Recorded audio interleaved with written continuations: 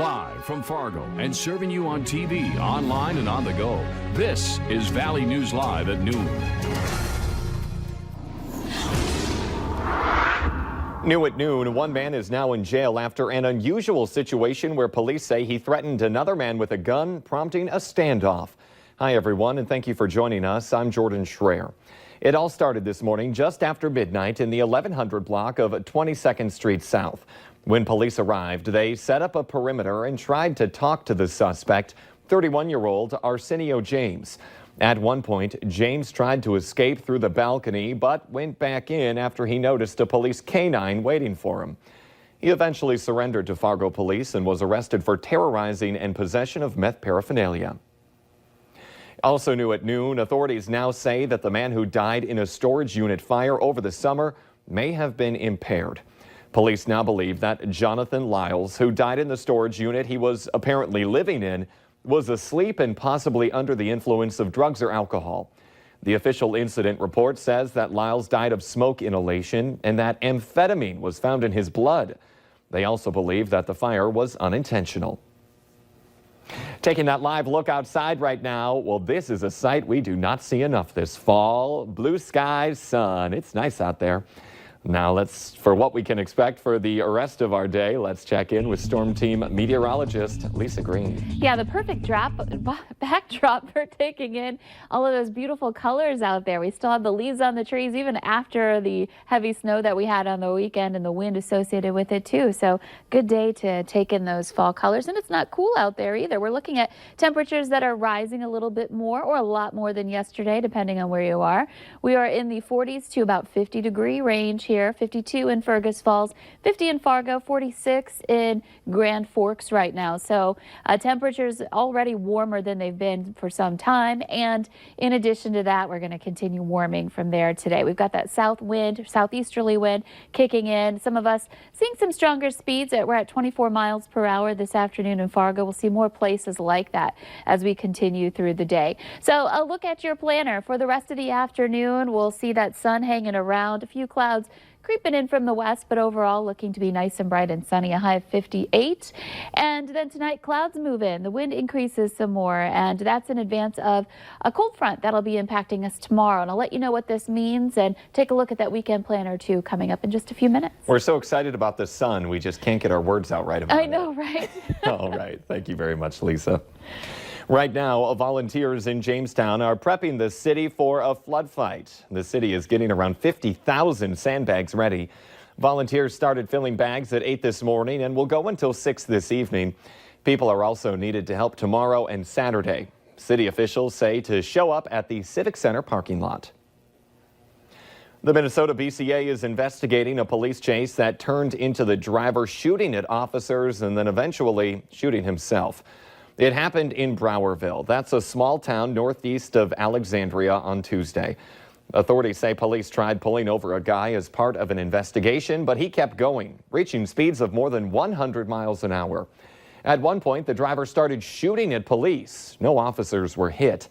The chase ended when the driver hit a tree. Once authorities approached that car, they noticed the driver had shot himself. He was then airlifted to a Twin Cities hospital and his condition is unknown. One person got away from police after they took off during a traffic stop. An officer spotted a stolen vehicle in the 200 block of 16th Street South in Moorhead around 11. But when the driver pulled over, the passenger jumped out of that car and then took off running. Police set up a perimeter, but they couldn't find the person. At this time, no arrests have been made. One person is lucky to be alive after their car flipped in the middle of a Fargo street. Now, take a look at this crash here. It happened in the 1600 block of 47th Street South around 3:30 this morning.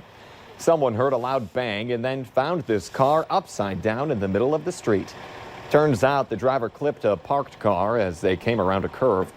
The driver was out of the car when police arrived and then cited for operating a vehicle without a valid license.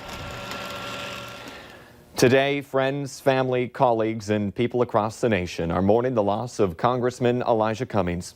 He passed away this morning at the age of 68. His office says the U.S. House representative from Maryland passed away at a Baltimore hospital. His death comes after complications with long-standing health challenges.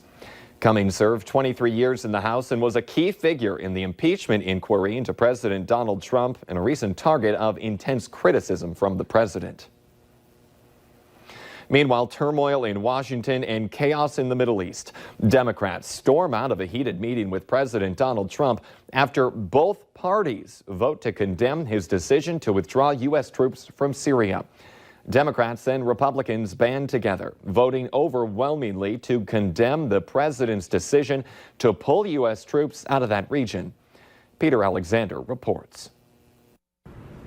Shortly after a House vote where more than 100 Republicans joined Democrats condemning the president's abrupt withdrawal of U.S. troops from Syria, a heated confrontation inside the White House. Earlier today, the House of Representatives voted, 354 to 60 in opposition to the actions that he has taken in Syria. He was shaken up by it. That clash between President Trump and top Democrats spilling out onto the steps of the West Wing. I pray for the president all the time, and I tell him that. I pray for his safety and that of his family. I think now we have to pray for his health, because this was a very serious meltdown on the part of the president. He called her a third-rate politician. He said that there are communists involved and you guys might like that. I mean, this was not a dialogue. It was sort of a diatribe, a nasty diatribe. President Trump hitting back, accusing Democrats of storming out, releasing these photos from the cabinet room. Pelosi seen here standing up, embracing the image, making it her background photo on Twitter. The president later using the same language as Pelosi against her, tweeting, "She had a total meltdown in the White House today. It was very sad to watch. Pray for her. She is a very sick person." It's a tactic often used by the president. That's because he'd rather have a puppet as president of the United States. No puppet. And it's pretty clear. You're the puppet. It comes as we're getting our first look at a letter President Trump sent to the Turkish president, confirmed by the White House, the day Turkey launched its invasion after President Trump appeared to give them the green light.